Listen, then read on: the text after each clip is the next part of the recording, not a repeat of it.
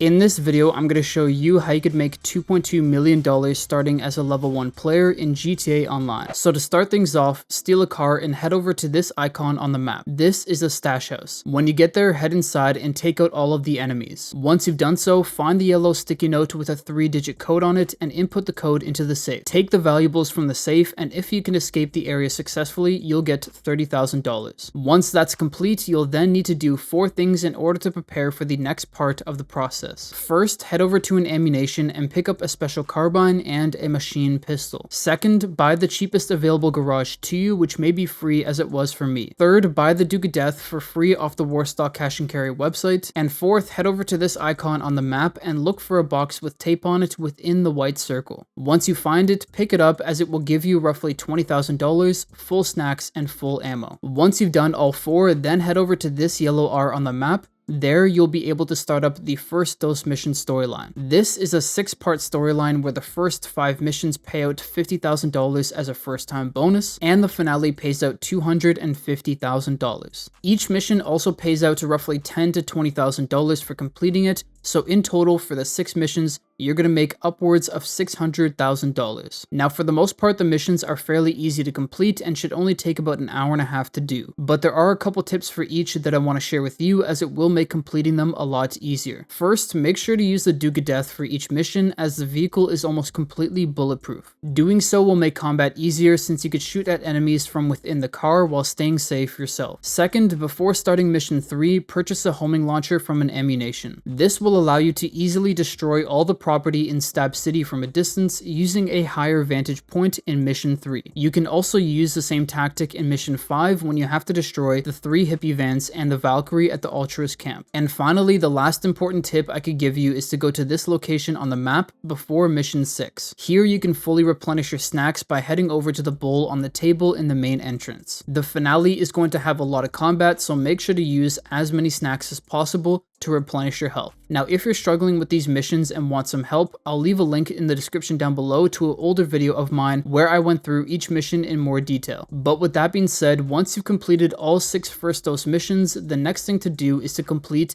the Cluck and Bell Farm raid. This becomes available to you once you receive a call from Vincent. Once you get the call, you could then head over to this yellow V on the map and start up the raid. The raid is a 6-part heist that takes about an hour to complete and pays out $500,000. Now, because it's new and it's a bit more complicated than the First Dose missions, I'll give you a couple tips for each mission that should make things easier. The first setup mission is really easy. All you have to do is steal money from 2 money laundering locations. Once again, using the Duke of Death to get in and out of each location safely will make things a lot easier. For the second setup mission, you're going to have to steal a laptop, a hacking device, and a train. The fastest way to complete the mission is to steal the laptop first. When you get to the location of the laptop, drive around the pier, and when you get close enough to it, it will appear on your minimap.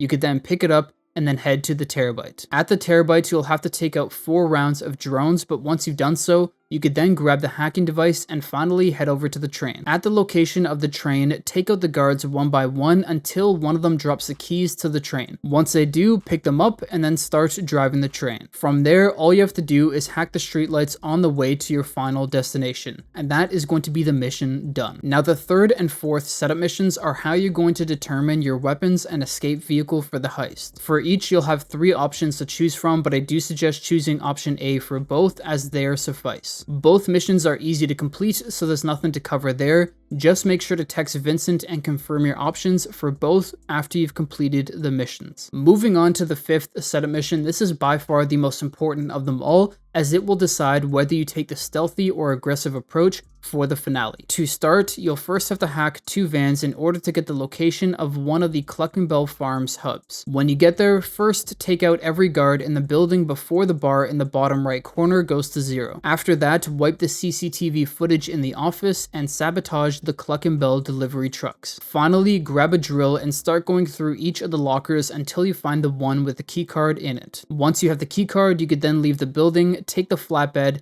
and drive it to Vincent's lockup. If you do all of this successfully, you'll then have activated the stealthy approach for the finale. Now, as for the finale, you're going to want to complete everything in stealth. In order to do so, make sure to use only your suppressed weapon and follow this exact route. First, after exiting the crate, walk over to this guard here and take him out. Next, take out the guard right next to him, and then finally take out the guard up on the loading bay area. From there, shoot the fuse box and then head into the next section of the building. When you get there, first take out the guard to your left and then take out the 2 guards to your right relatively quickly as they are looking at each other. Next, walk down the hallway and take out the next 3 guards in front of you from left to right. After that's done, then head down to the end of the hallway and enter the coke storage area. Once inside, take out the guards from right to left and then fill up your loot bag. After taking all of the coke, then head to the next part of the building where you're gonna have to take out the guards from left to right. Make sure to wait for this guard here to start walking towards you into this area before taking him out. From there, go into the second coke storage area, and once you're in, take out the guards from left to right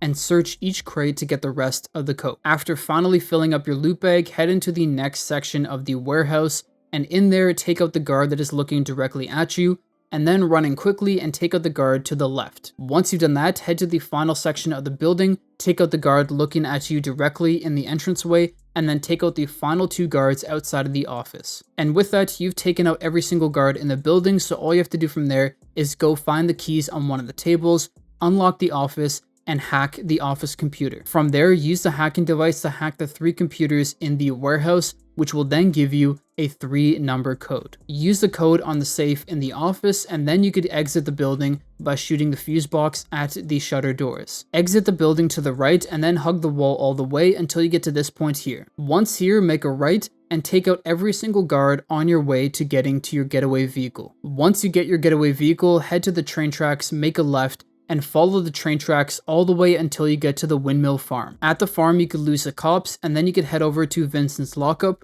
where the mission will end. And that is it for the Cluckenbell farm raid. Now, as I said earlier, the finale will pay out $500,000 each time you do it, but for the first time completing it, you're also going to receive a first-time bonus of $250,000. Now, in an ideal world, we would be able to complete the raid 2 more times in order to reach the $2.2 million easily. But unfortunately, there is a 48-minute cooldown before you could do the raid again. So in the meantime, you're going to do the last dose missions. These were unlocked after completing the first dose mission storyline, and similar to the first dose missions, the last dose missions are a 5-part storyline where each mission will pay out $100,000 as a first-time bonus. So once again, all in for the 5 missions, you will get roughly $600,000. And because the 5 missions will take about an hour to complete, this works perfectly with the Cluckenbell farm raid cooldown. Now, as for tips on how to complete the missions, there's really not much to say. The missions are very straightforward and easy to complete. Just make sure to use your Duke of Death for every mission and replenish your snacks, especially for missions 3 and 5. Once again though, if you need help with the missions, check the description down below for a previous guide I made for them. But with that, once you've completed all 5 last dose missions, the cooldown for the Cluckenbell farm raid would have ended,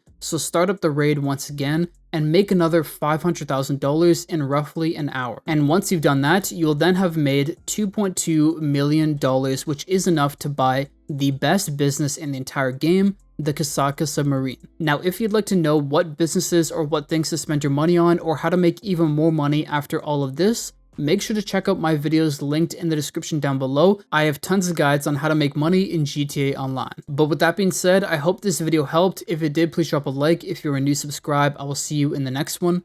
Peace.